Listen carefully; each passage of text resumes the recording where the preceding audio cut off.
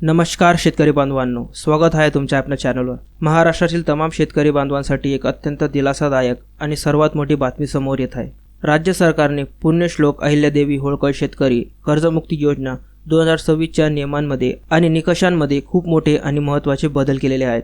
होय, तुम्ही अगदी बरोबर ऐकलेत। सरकार विभागाने 15 जुलै 2026 रोजी एक नवीन आणि सुधारित शासन निर्णय GR जारी केला। या नवीन नियमांमध्ये राज्यातील लाखो शेतकऱ्यांना थेट फायदा होणार आहे, ज्यांना पूर्वी या योजनेतून वगळण्यात आले होते। तर आजच्या व्हिडिओमध्ये आपण पाहणार आहोत की कोणत्या शेतकऱ्यांना 2 लाख रुपयापर्यंतची कर्जमाफी मिळणार आहे, कोणत्या शेतकऱ्यांना यातून वगळण्यात आले आहेत आणि 50,000 रुपयांच्या प्रोत्साहन अनुदानाबाबत सरकारने काय मोठा निर्णय घेतला आहे। तर संपूर्ण माहिती आपण आजच्या व्हिडिओच्या माध्यमातून पाहणार आहोत। तर मित्रांनो, हा व्हिडिओ खूप महत्त्वाचा असणार आहे, तर त्यामुळे शेवटपर्यंत नक्की पहा। तर शेतकरी मित्रांनो, सर्वात आधी समजून घेऊया की हा बदल का करण्यात आला। तर सरकारने यापूर्वी जाहीर केलेल्या नियमांमध्ये काही जाचक अटी होत्या, ज्यामुळे अनेक गरजू शेतकरी कर्जमाफीपासून वंचित राहत होते। हीच बाब लक्षात घेऊन 15 जुलै 2026 रोजी सहकार विभागाने एक ऐतिहासिक सुधारित GR काढला। यापूर्वीचा सर्वात मोठा नियम असा होता की ज्या शेतकऱ्यांनी 2019 च्या महात्मा ज्योतिराव फुले शेतकरी कर्जमुक्ती योजनेचा लाभ घेतला आहे,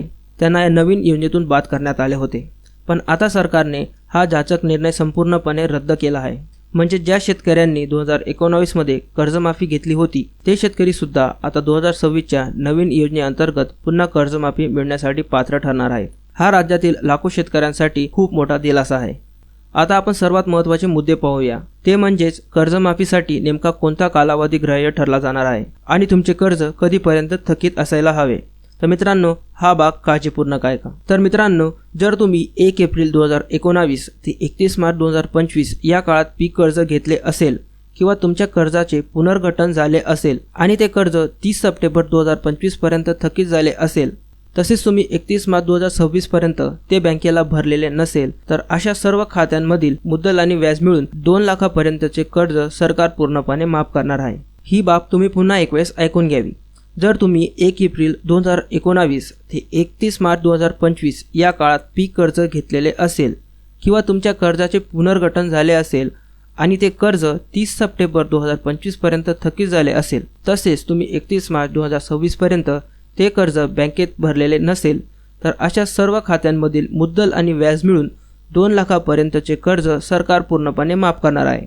चला तर आता वळूया दुसरी बाबकडे, जी या GR मध्ये आपल्याला कळण्यात आली आहे। तर मित्रांनो, ज्याची चर्चा संपूर्ण महाराष्ट्रात सुरू आहे, ती म्हणजे 50,000 रुपयांचे प्रोत्साहन अनुदान। या सुधारित शासन निर्णयानुसार सरकारने एक मोठा बदल केला आहे।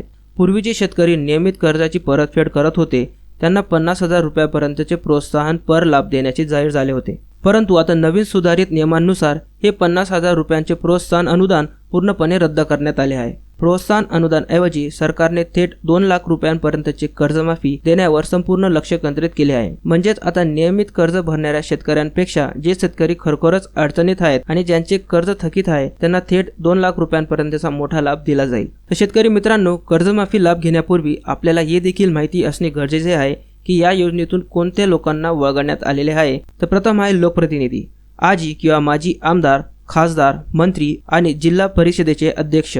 दुसरे आहे सरकारी कर्मचारी, शासकीय, निमशासकीय कर्मचारी, चतुर्थ श्रेणी कर्मचारी वगळून आणि ज्यांचे मासिक वेतन जास्त आहे। तिसरा आहे आयकर भरणारे, म्हणजे इन्कम टॅक्स भरणारे। जे शेतकरी किंवा त्यांचे कुटुंबातील व्यक्ती आयकर भरतात, इन्कम टॅक्स भरतात, तर त्यांना या योजनेचा लाभ मिळणार नाही आहे। चौथे आहे मोठे निवृत्ती वेतनधारक, ज्यांचे निवृत्ती वेतन म्हणजेच पेन्शन 25,000 रुपयांपेक्षा जास्त आहे, त्यांना देखील या योजनेतून दूर करण्यात आलेले आहे। आणि पाचवा आहे संस्थात्मक कर्जे, सहकारी साखर कारखाने, सूतगिरण्या किंवा इतर संस्थांच्या नावावर असलेली कर्ज यातून वगळण्यात आलेली आहे।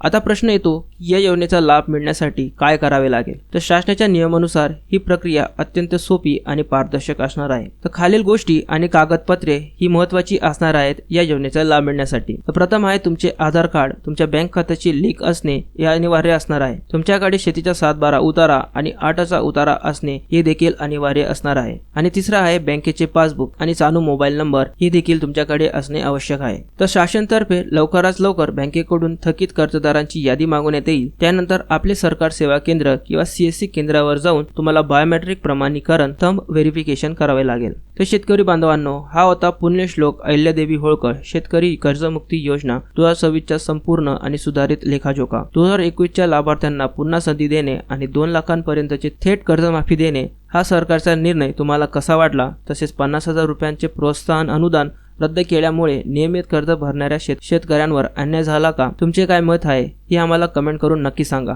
तर मित्रांनो, व्हिडिओ जास्तीत जास्त शेतकरी बांधवांना शेअर करा। तुमच्या व्हॉट्सअप ग्रुपवर देखील हा व्हिडिओ शेअर करायला विसरू नका, जेणेकरून कोणत्याही गरजू शेतकऱ्यांना या योजनेची माहिती मिळण्यापासून अडचण येणार नाही। तर मित्रांनो, व्हिडिओ आवडले असल्यास लाईक करा आणि अशाच नवनवीन सरकारी योजनांची माहितीसाठी आपल्या चॅनलला सबस्क्राईब करायला विसरू नका। तर मित्रांनो, भेटूया अशाच व्हिडिओसोबत। तोपर्यंत धन्यवाद।